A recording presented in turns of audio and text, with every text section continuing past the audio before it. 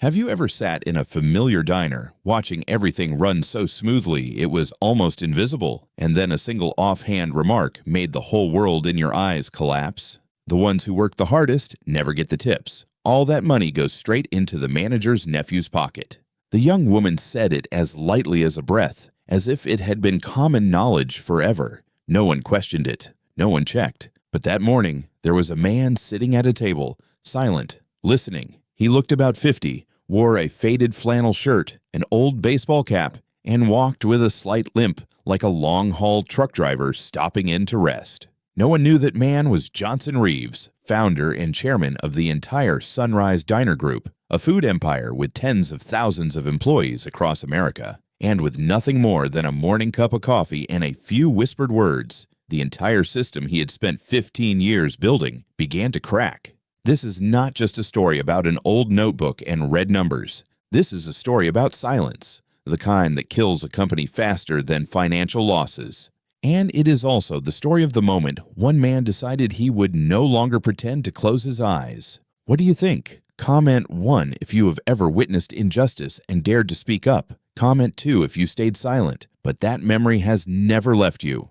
In the next few minutes, I will take you from the moment Johnson sat quietly in the corner of the diner, listening to words that seemed harmless, to the peak morning rush when he returned, no longer in disguise, and laid his hand on the cashier's counter. With a single sentence, calm yet decisive, he erased an entire web of fraud that had been hidden for years. You will see why a notebook with bent corners could become a weapon stronger than a report hundreds of pages thick. You will see why fairness is not a slogan on a wall, but the very breath that sustains every person in an organization. Imagine this. Every number on the report is green, revenue up, targets hit. Yet inside, employees quit in waves. The best people slowly learn to stay silent, and those in power manipulate the system to turn tools of transparency into their private cash register. That is no longer a mistake. That is betrayal. And for Johnson Reeves, that morning, betrayal was wrapped inside a cup of black coffee and a slice of toast. The question is, what will Johnson do?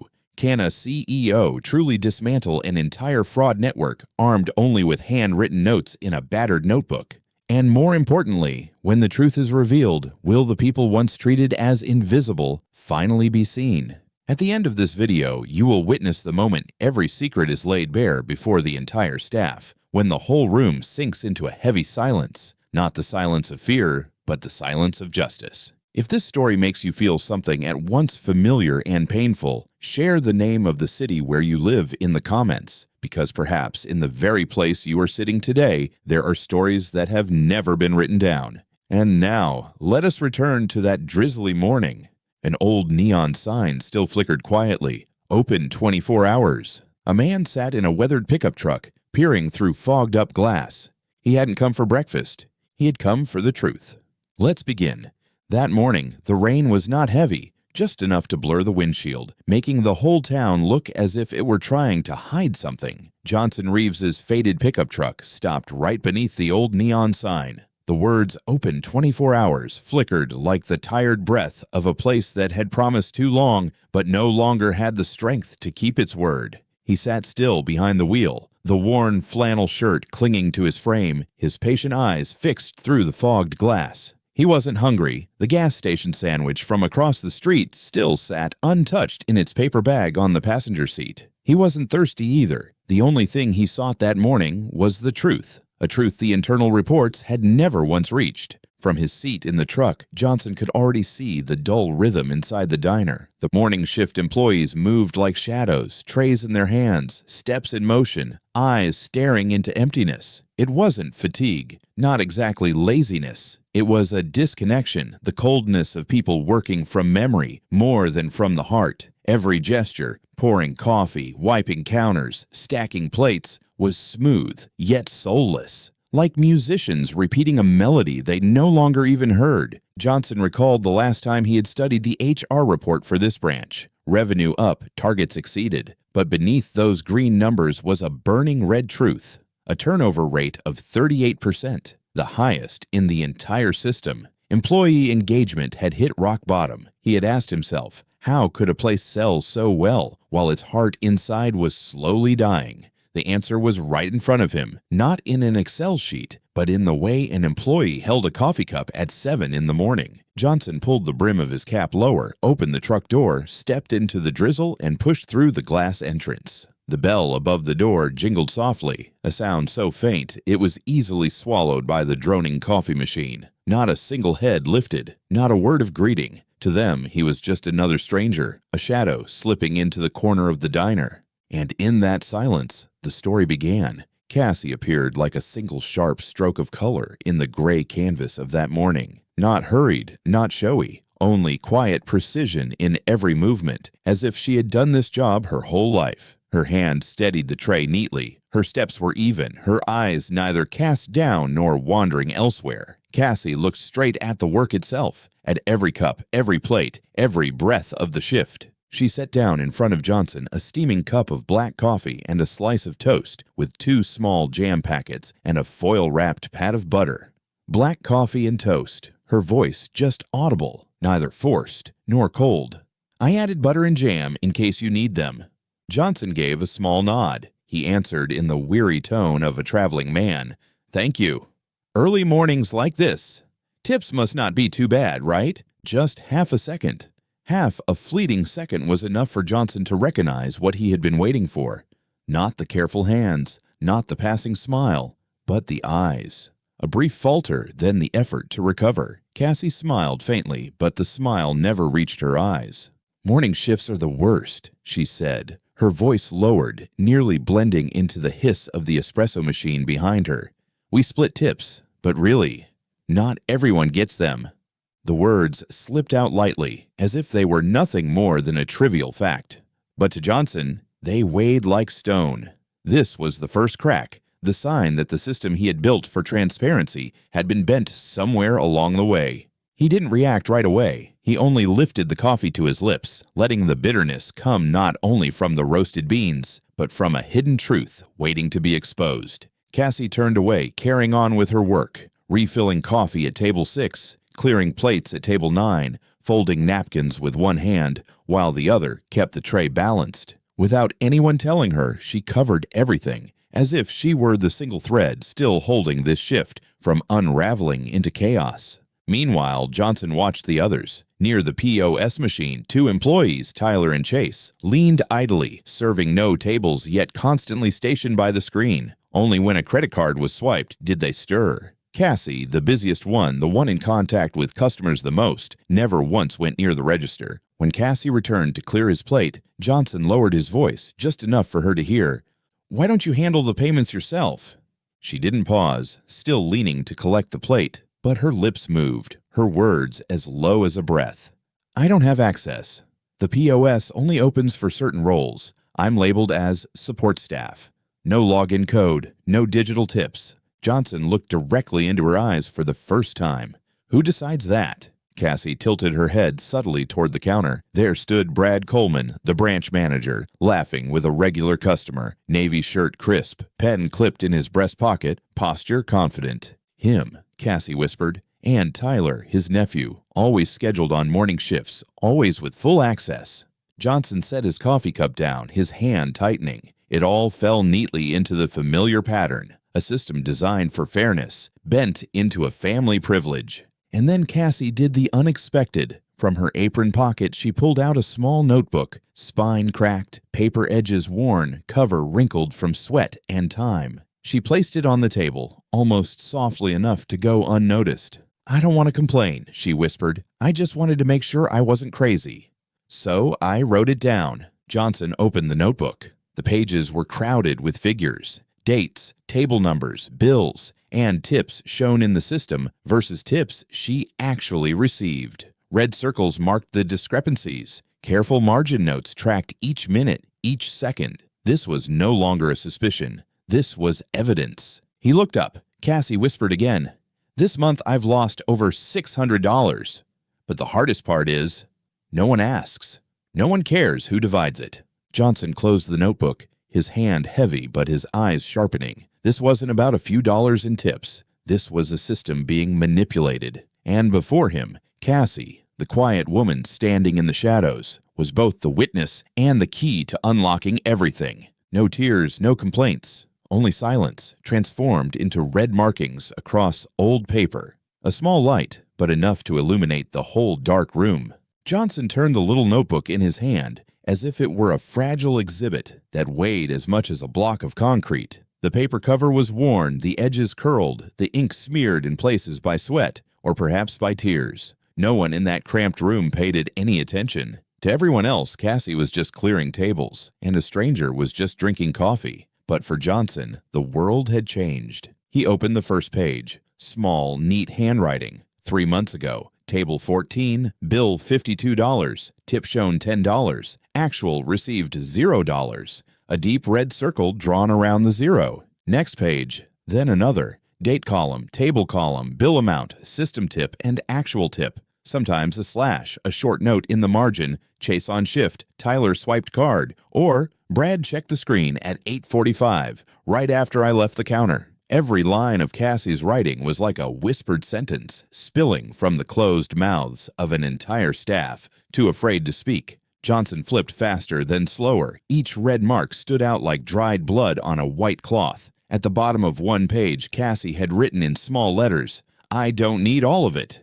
I just want my share." The words were so simple they made Johnson's heart ache. How many years had he told regional managers, told the board, "We don't just sell food, we sell trust. Workers must feel fairness if customers are ever to feel joy." And now, in the very system he had built, someone like Cassie had been forced into the role of an unwilling auditor, handwriting every dime to prove she wasn't imagining things. Quietly, he set the notebook back on the table, covering it with his now cold coffee cup. From his shirt pocket, he pulled out a folded sticky note. In bold letters, he wrote, "Keep writing. Don't give this to anyone else. I'll be back." His script slanted slightly, ink heavy, like a blade cutting into the paper. He tucked the note into the edge of the cover and slid the cup gently on top. Cassie didn't return to the table, still moving endlessly among the guests. Johnson sat watching every step she took. The way she leaned down to guide a new employee through entering an order. The way she silently cleared plates without ever looking weary. Everything radiated patience. And that patience was being exploited, strangled by silence. At the register, Tyler, the young man with perfectly styled hair, still stood as if the POS machine belonged only to him. Each time the screen lit up, a flash of smugness flickered in his eyes. Johnson shifted slightly, straining to see more clearly, and then he caught it. In what seemed a casual moment, Tyler had accessed the role settings. A line of text slid across the screen. Internal priority access, user, Tyler C. Johnson's chest tightened. What he feared was now confirmed. The POS system, designed to automatically distribute tips by shift and role, had been reprogrammed, an invisible tier of access, open only to a select few. Behind him, a new hire fumbled with a tray of pastries, panicking as a customer asked for modifications due to allergies. Cassie immediately stepped in, crouching slightly, guiding each step. "Mark it here, enter the subcode. Remember to double-check." Her voice was low but clear, enough to steady the trainee. Before leaving, she whispered, "Don't ask Tyler. He's not wrong. It's just, he won't help you." Johnson heard it. He needed no more proof to know Cassie was the silent pillar of this branch. Data could be falsified, roles concealed, but no one could suppress the light from an old notebook and an honest employee. Sitting back alone, Johnson realized this wasn't a single-store issue. This was a systemic flaw. If Brad Coleman could build a fraud network here, who was to say it wasn't happening elsewhere? And if someone like Cassie hadn't bothered to record it, the truth would have been buried forever. He drew a long breath, his shoulders heavy, then lifted his phone. Without hesitation, he dialed. "Mara," he said quietly, when a woman's voice answered. "The system has been tampered with. I need a silent audit. Track every account, every permission, every dollar in tips." Mara's tone was calm, as if accustomed to urgent calls. "Understood."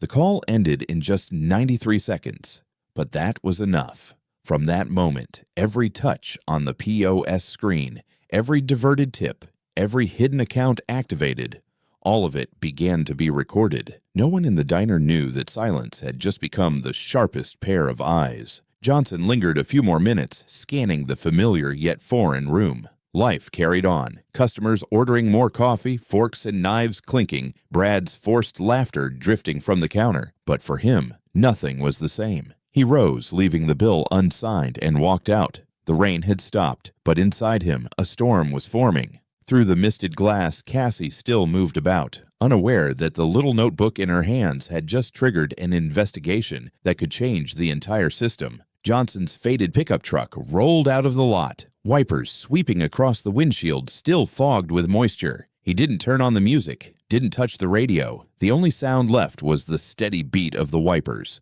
like a drum keeping time with the rush of thoughts in his head. On the passenger seat, a photo of Cassie's notebook glowed on his phone screen. The red circles leapt out like wounds that hadn't yet closed. Johnson leaned back in the seat, drawing a long breath. How many times had he told himself Sunrise was fine, that a few high turnover reports were just normal deviations in the industry? How many times had he chosen to believe tidy spreadsheets over the heavy feeling in his chest? And now, every number Cassie had written by hand, with trembling red ink, had torn through all illusions. He pulled out his phone and dialed a number engraved in memory. After just 2 rings, Mara Lynn's voice came, quiet but firm.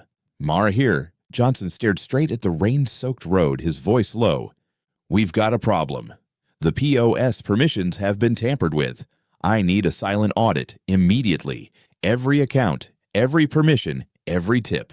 No warning, no surprise, no needless questions." Mara only replied, "Understood. I'll activate shadow monitoring." The call ended in exactly 93 seconds. Short, sharp, like a coded command. Johnson folded the phone shut, a weight and a relief rising together in him. Heavy, because the truth was undeniable. Light, because the wheels of the investigation had finally begun to turn. The next morning, at headquarters, Mara's tech team put branch number 28 into audit mode. A hidden configuration built into the system from day one, reserved only for moments of internal suspicion. No one in the diner knew that from then on, every touch of the POS screen, every edit to access roles, every tip transaction would be logged, millisecond by millisecond. Meanwhile, in the diner, Tyler still leaned against the counter like a little king. Fingers gliding across the screen he claimed as his own. Cassie still darted back and forth between table 6 and table 9, swiping a bead of sweat from her temple. No one realized they had stepped onto the stage of a play whose director sat miles away. 3 days passed. The first preliminary report landed in Johnson's personal inbox at midnight. Finding 1. A hidden access tier called Preferred Internal had been installed in the system. It didn't appear on normal management screens, but it opened an invisible door for 3 accounts. Brad Coleman, branch manager, Tyler C., part-time employee, and a ghost account named Kitchen Support 03. Finding 2. In 30 days, the branch's total digital tips exceeded $4,800. Of that, 67% flowed directly into Tyler's account, even though the tables he actually served were fewer than 15%.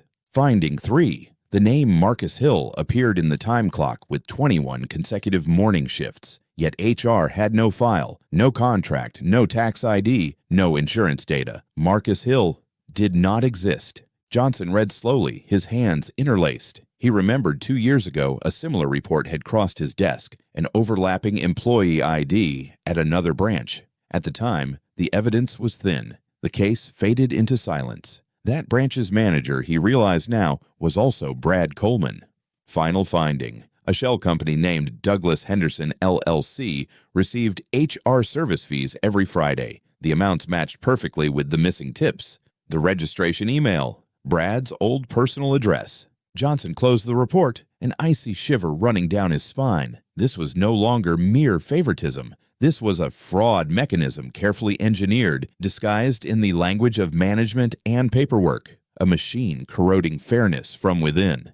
That dawn, Johnson did not sleep. He sat in his darkened office, the glow of the screen casting a hard light on his face. Beside the pile of papers sat a cold cup of coffee, still bitter to the nose. In his mind, Cassie's image was vivid, bending down, setting a cup of coffee silently, then handing over that notebook like someone risking everything. He thought, a business can survive falling revenue, even a PR crisis, but when its best people believe they are invisible, that their work will never be seen, That is when the business begins to die. On the screen, the report graphs blinked like hammers driving nails. 67% of tips flow to someone who didn't serve. A ghost employee conjured from thin air. A shell company siphoning away trust, dollar by dollar. Johnson nodded to himself. There was no choice left. The truth had to be brought to light, not in an internal memo, but at the very place it lived, before employees, before customers, right at the cashier's counter where every stolen tip had vanished.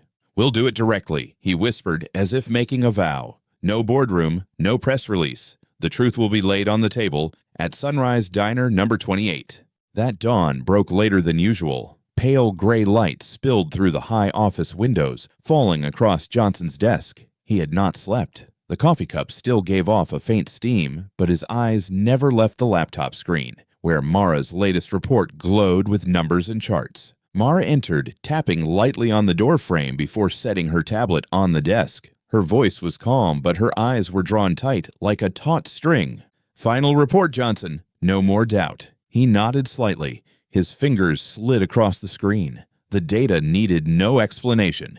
Hidden tier preferred internal. Only 3 accounts carried this access. Brad Coleman, branch manager. Tyler C., part-time employee. And a ghost account, kitchen support 03. Tip distribution. In 30 days, total digital tips $4,832. Tyler received 67% while serving fewer than 15% of tables. Ghost employee Marcus Hill logged for 21 consecutive morning shifts, yet HR had no record. The Social Security number attached to this ID had been flagged in an incident 2 years ago. That branch's manager was also Brad. Shell Company, Douglas Henderson LLC, incorporated out of state, received HR service fees every Friday. The amounts matched exactly with the siphon tips. The registration email belonged to Brad's old personal account. Johnson closed his eyes and drew a long breath. Every line was a knife cut, but also the sharp piece of evidence he needed. "They've turned a system of fairness into a family bank," he murmured. "Not a process flaw, an intentional scheme." Mara nodded, her tone as hard as steel. And Cassie, with nothing but a notebook, gave us the doorway to see the whole network. On the office wall hung a map of Sunrise branches. The red dots were no longer symbols of pride, but question marks. Mara expanded the system map. Each branch connection lit up, and streaks of red warnings appeared not only at branch 28. Multiple anomalies glowed across other sites. "This isn't isolated," Mara said. "Brad is the knot, but he's not the only one who knows how to exploit the gaps. If we don't stop it now, the whole system will rot." Johnson said nothing, but inside, his resolve locked tight. He could not let Sunrise, the company he had raised for over 20 years, be turned into a playground for a few opportunists. That afternoon, he convened a closed-door meeting at headquarters. Not the entire executive board, only a small circle. Mara, the head of legal, and the HR director. On the big screen, audit graphs rolled in real time. A green line showing fair tip flows, a jagged red line exposing manipulation.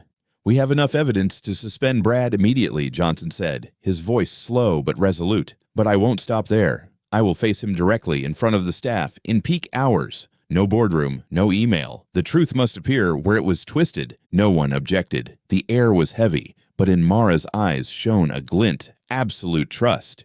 "You know this will cause a shock," she said. "Exactly," Johnson replied. "We need that shock.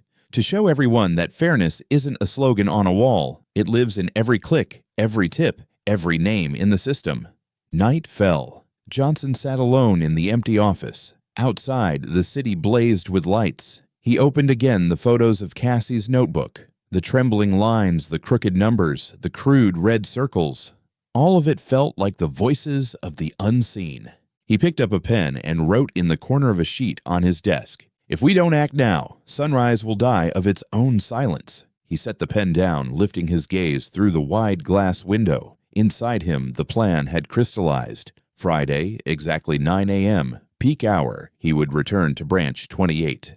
No disguise, no concealment, only the truth and the evidence.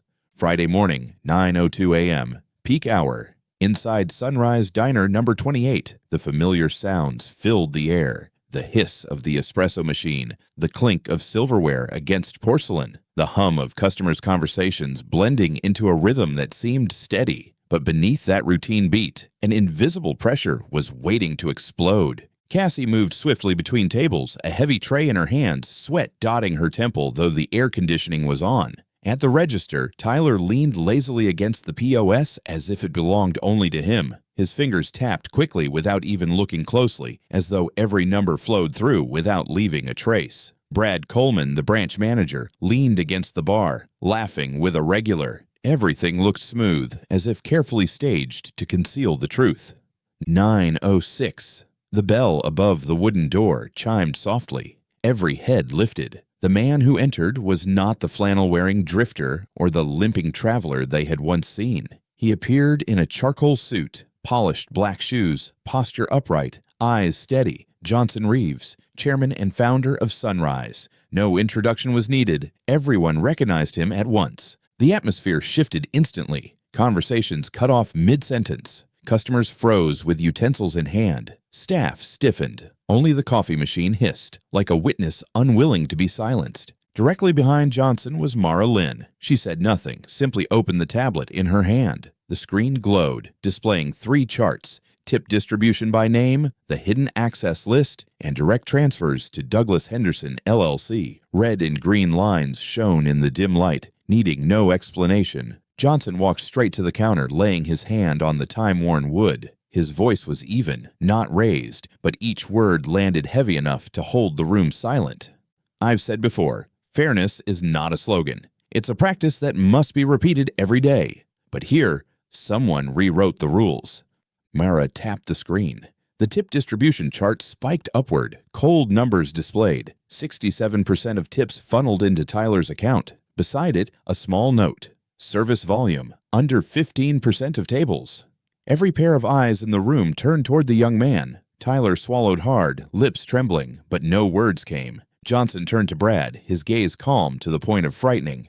You turned a transparent system into a private vault for your family. You handed the keys to your nephew, while those who did the real work were erased from the screen. This is the company I've built for 15 years, not a backroom power game behind the bar. Brad opened his mouth to object, but the words were cut short by the data itself. Another chart enlarged, the ghost account, kitchen support 03, receiving regular pay without a body behind it. Then the transfer log to Douglas Henderson LLC appeared, with Brad's former email attached.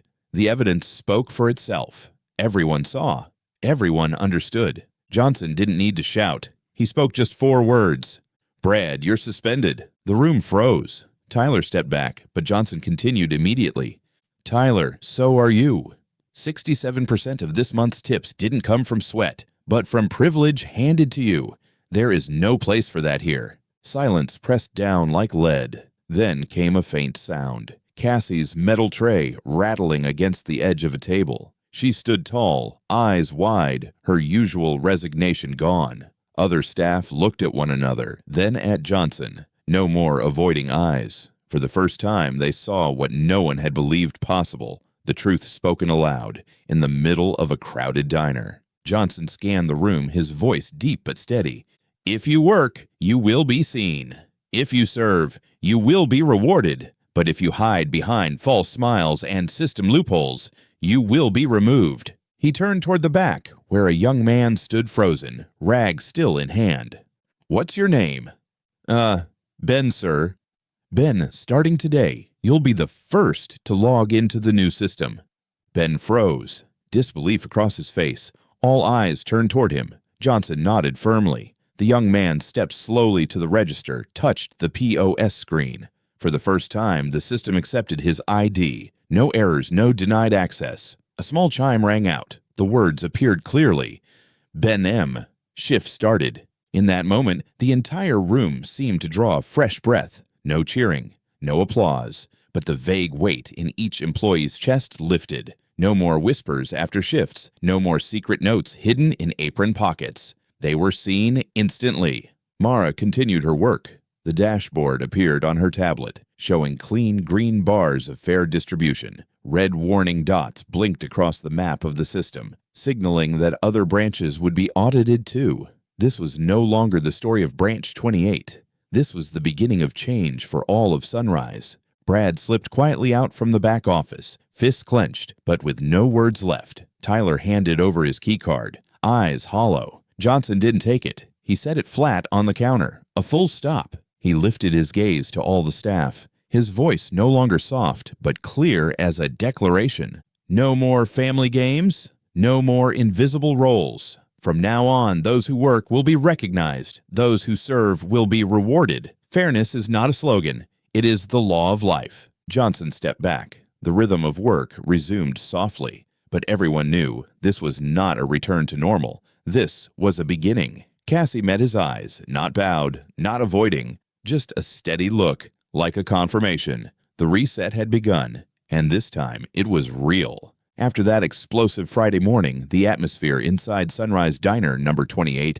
felt as if it had just survived a storm. The tables were still full of customers, coffee was still being poured, but what no longer existed was secrecy. Brad and Tyler had been escorted out in silence, their key cards left on the counter like two pieces of evidence from an era that had ended. That same day, headquarters issued an internal notice, a short bulletin, no frills. Branch 28 has transitioned to the transparent tip system. Other branches will be audited and synchronized within 3 weeks. Just one line, but the shockwaves spread throughout the entire Sunrise network. At Branch 28, change began with the smallest things. A new digital board was installed right next to the POS, clearly displaying each employee's name and the tips recorded per shift. Every time a customer paid, a small chime rang and the line appeared instantly. Cassie, table 14, $12 tip. Or Ben, table 7, $6 tip. No more whispers in the break room. No more hurried notes scribbled after a shift.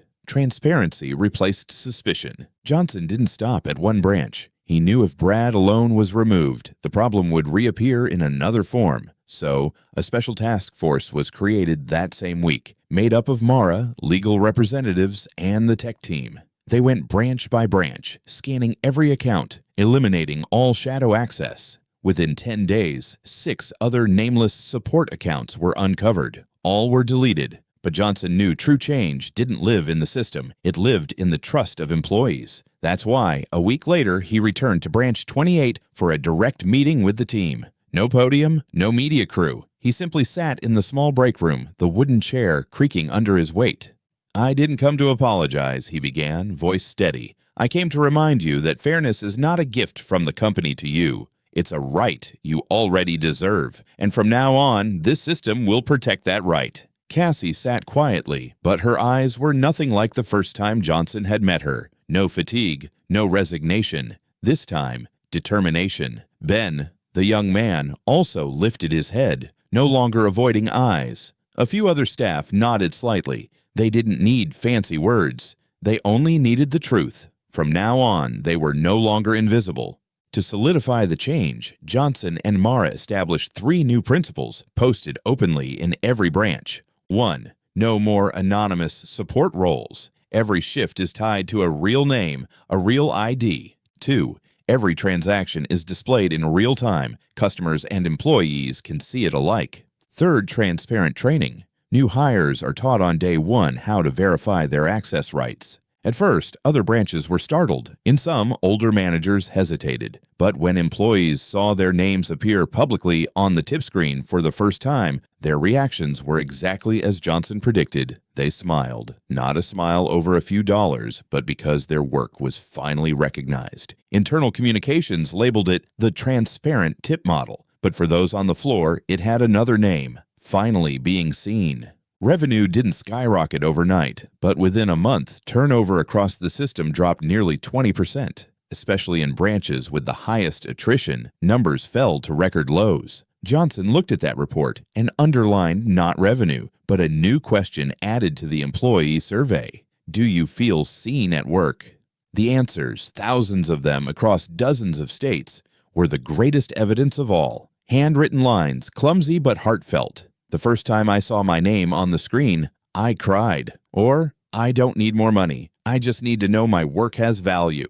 That was the true result of the public confrontation on Friday. Not just disciplining Brad or Tyler, but rebuilding a foundation that had cracked. Sunrise hadn't just fixed a technical flaw. Sunrise had regained trust. A month after that fateful morning, Sunrise Diner number 28 carried a completely different atmosphere. No more heavy footsteps dragging across the floor. No more lowered eyes as if just surviving the day. Instead, the space hummed with soft laughter from the kitchen, the clatter of plates no longer tense but steady, like the rhythm of a healthy breath. In the middle of it all, Cassie moved without rush. Still, the woman with her hair tied back, hands accustomed to carrying trays, but now each step carried a new weight, not the weight of exhaustion, but of credibility. New employees, when they saw Cassie, naturally followed her movements as if she were the example to learn from. Johnson returned to the branch on a Monday morning. No suit, no entourage, just a simple shirt. As he walked through the glass doors, he immediately recognized the difference. This time, Cassie was not serving tables. She stood beside a group of new hires, pointing at the POS screen, her voice even and steady.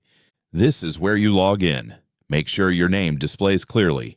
If something doesn't match, report it directly to your manager. Never let a shift pass without being recorded." She didn't raise her voice, didn't assert authority. With lived experience and old scars, Cassie carried more weight than any training module ever could. Johnson stood quietly observing, then approached after the session ended. He smiled, his tone low and calm. "Cassie, I have a proposal." She paused slightly. For a moment, the woman who once filled a notebook in fear that truth might be erased could not imagine promotions or titles. But Johnson continued, "I want you to take on the role of regional training manager, not just here, but across all the branches that need change. No speeches, no PowerPoints. Just your story." Cassie froze. She had never thought that the little notebook hidden in her apron could lead her here. But Johnson was right. Not because she knew algorithms or policies, but because she had lived through the distortions and dared to write down every number, every truth. "I'm not sure I'm good enough to," Cassie whispered. Johnson cut her off, his gaze unwavering. "You're already good enough. The entire system changed because of your notebook. Everything I've built, Cassie, would collapse without people like you to protect it." Cassie gave a slight nod. For the first time, she did not lower her eyes, did not avoid the gaze of leadership. She stood tall, and in silence, her acceptance became a promise. The day Cassie began her new role, there was no grand announcement, just a short email. Cassie Tran, Regional Training Manager, responsible for implementing the transparent tip model across branches. But at every diner she visited, the employees who had quietly endured the shadows recognized immediately this was not just a title, this was their voice. At Branch 42, a new employee whispered after training, "The first time I saw my name on the tip screen, I cried. I didn't think I had ever been acknowledged as existing." Cassie didn't give a long reply. She simply placed a hand on the person's shoulder, nodded gently, and let her eyes say the rest. At Branch 17, a former employee returned after hearing the new system had been introduced. His words were simple. "I don't need more pay. I just want to know my effort won't be erased." Each of those words became fuel for Cassie to keep going. She didn't need to shout. Her strength lay in standing in the room with a closed notebook whose story still lived on. At headquarters, Johnson received the monthly reports. Turnover down, satisfaction up. But what he underlined wasn't the figures. It was the new survey question added at the end. "Do you feel seen at work?" To him, that was the true metric that determined Sunrise's survival. Cassie, once an anonymous server, had become the force that helped rebuild the entire system, not with authority, but with a personal story, not with theory, but with handwritten evidence from the quietest days. And at every branch she visited, Cassie never forgot to remind them of one thing. Fairness is not a reward. It is not a favor from those in power. It is the foundation. And this foundation survives because of those who dare to record, dare to speak, and dare not to look away when something is wrong. In the small rooms of the branches, those words took root. And Sunrise, once again, began to grow, not just through revenue, but through trust. News of the change at Sunrise Diner number 28 spread quickly, without press releases or media campaigns. It traveled in whispers from one employee to another, short texts, late-night calls, quiet words over coffee. At Branch 28, my name appears on the tip screen as soon as the customer pays. There, no more anonymous support roles. There, no one has to scribble notes in the dark anymore. Within 3 weeks, the transparent tip system was activated in more than half the branches. The new POS screens chimed softly with each recorded transaction. At first, the sound was strange, but soon it became the new heartbeat of Sunrise, a steady fair pulse ringing every time an employee was seen. At branch 42, a morning server named Maris wrote in the suggestion book, "I used to think I was just a shadow, but the first time my name lit up on the screen, I cried. Not because of the money, but because I knew I existed." At branch 17, a part-time worker who had once quit came back. He didn't demand higher pay or special benefits, just one line. "I don't need to be favored. I just need to be counted for Johnson." That was stronger proof than any growth chart. Cassie continued her journey, not as a powerful manager, but as a living witness. At each branch, she brought no slides, no glossy handouts. Only the old notebook, now sealed in a brown envelope, was carried as a symbol. She placed it on the table, never needing to open it, and said, "I once had to write in here because the system didn't see me. Now you don't have to."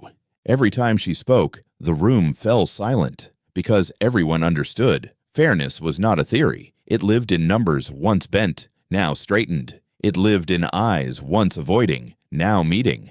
At headquarters, Johnson received the internal report. Turnover had dropped 18% in just 2 months. But what mattered to him wasn't the numbers. It was the handwritten notes at the end of the surveys. One employee in Ohio, "I cried when I saw my name on the screen." Another in Indiana, "I came back because I knew I wasn't invisible anymore." A new hire in Illinois, "On my first day, when I saw my ID display correctly, I knew this was where I belonged." Johnson folded the report, neither smiling nor sighing. He only underlined one question: "Do you feel seen at work?" For him, that was the only metric worth keeping. One morning, Johnson returned to branch 28. No disguise, no test. He simply entered as a normal customer. Sunlight streamed through the glass, striking the wooden table where he had once sat in doubt. Now the wood was polished, no longer dulled by dust, reflecting light like a new beginning. Cassie no longer carried trays. She stood at the counter guiding new hires on how to check their access rights. Her voice wasn't loud or sharp, but steady enough for the entire room to listen. Johnson didn't approach. He just sat, ordered a coffee and pancakes, and quietly observed. Before leaving, he tucked under his unfinished plate a $20 bill and a handwritten note. "Thank you for writing when everyone else turned away. Now you're no longer alone, and neither are they." Cassie found the note while clearing the table. She didn't open it right away. She simply folded it gently, as if she already knew what it said. Because sometimes words don't need to be reread. They are lived out in action every day. That evening, in the small room where Cassie had once filled notebook pages, she took it out for the last time. The paper was old, edges frayed, some lines blurred with ink. She didn't reread. She quietly removed each page, stacked them neatly, and slipped them into a brown envelope. On the outside, she wrote, "For the next person.